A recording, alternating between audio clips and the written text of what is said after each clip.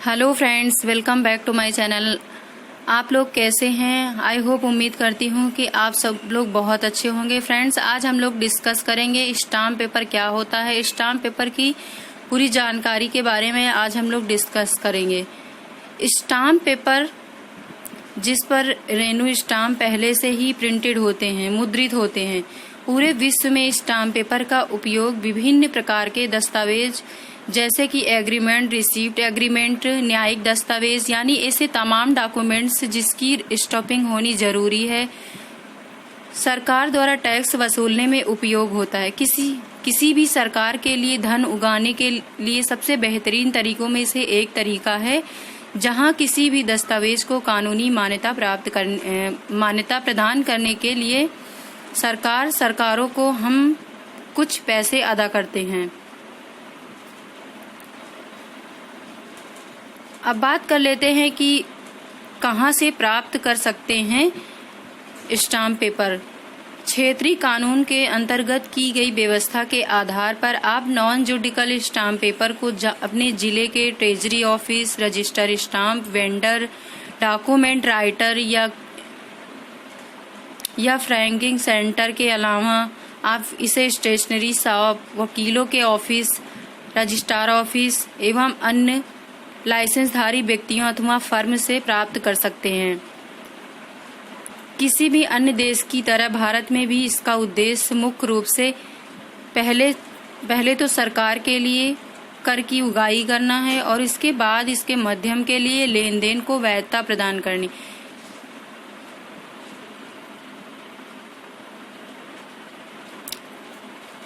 Internet और email के आने से पहले और आज भी अगर आपने किसी को कोई चिट्ठी भेजी है, कुछ सामान भेजा है, तो देखा होगा कि आपको अपनी चिट्ठी या रजिस्ट्री के ऊपर डाक टिकट चिपकाना पड़ता है।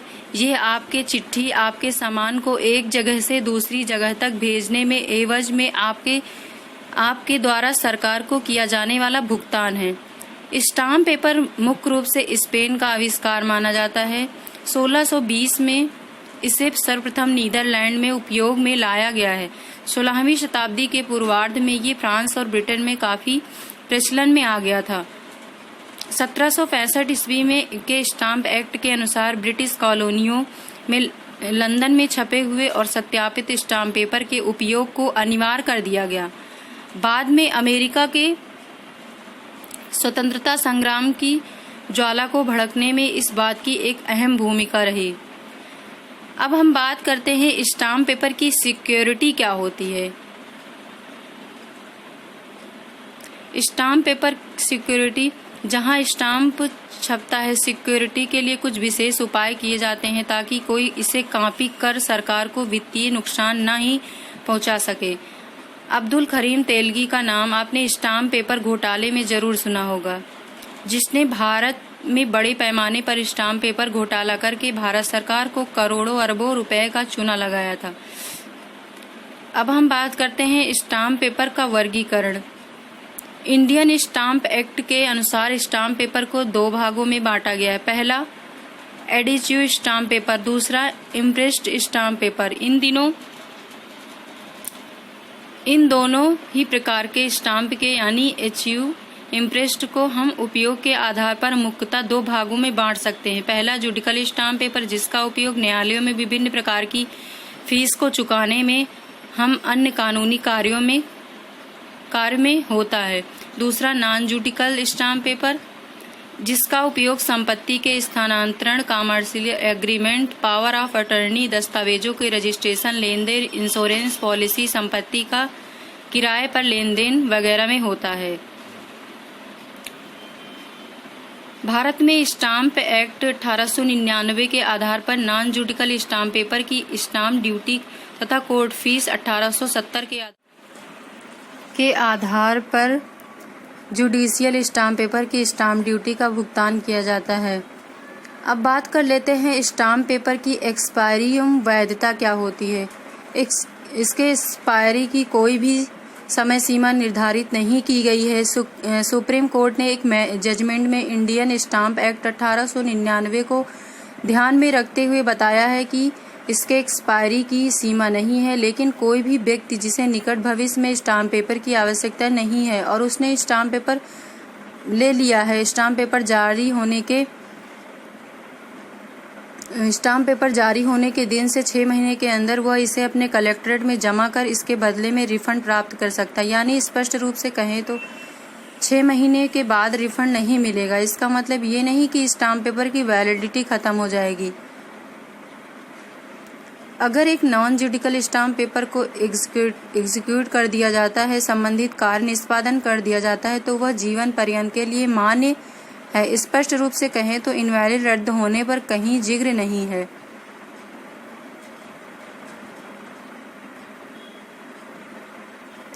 विभिन्न देशों के साथ भारत में भी स्टम्पिंग की सुविधा उपलब्ध करवाने की दिशा में प्रयास किया जा रहा है। इसके अंतर्गत विभिन्न राज्यों में लगभग स्टम्पिंग की सुविधा उपलब्ध करवाई गई है, जहां विभिन्न डिनोमिनेशन के स्टाम्प पेपर को आप ऑनलाइन खरीद सकते हैं।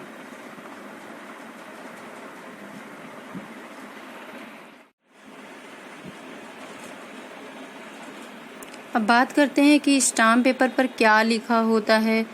स्टाम्प पेपर एक फुल स्केप साइज का पेपर है जिस पर सरकार द्वारा विशिष्ट मूल्य के रेकेनवी स्टेप प्रिंट किए होते हैं, जैसे 10 रुपये, 20 रुपये, 50 रुपये, 100 रुपये, 500 रुपये आदि। आमतौर पर कोई भी महत्वपूर्ण लेन देन जैसे कि कोई संपत्ति को किराए पर लेना, उसकी खरीदी या बिक्री स्टाम्प पेपर पर किए जाने चाहिए। स्टाम्प पेपर का उपयोग पावर ऑफ अटर्नी देने या वित्तीय सौदे, एफिडेविट, घोषणाएं आदि जैसे समझौते करने के लिए किया जाता है। तो इस प्रकार से स्टाम्प पेपर का यूज होता है। आजकल स्टाम्प पेपर विक्रेताओं से खरीदा जा सकता है या स्टेप पेपर का उपयोग भी किया जा सकता है। स्टैम्पिंग एक कंप्यूटर आधारित एप्लीकेशन है और इसे सरकार को नॉन जुडिकल स्टैम्प ड्यूटी भरने का एक सुरक्षित तरीका माना जाता है। तो इस प्रकार से आप सभी लोगों को यदि ये वीडियो अच्छा लगे, हमारी जानकारी अच्छी लगे, तो प्लीज़ वीडियो को लाइक कर देना, शेयर कर देना, सब्सक्राइब कर देना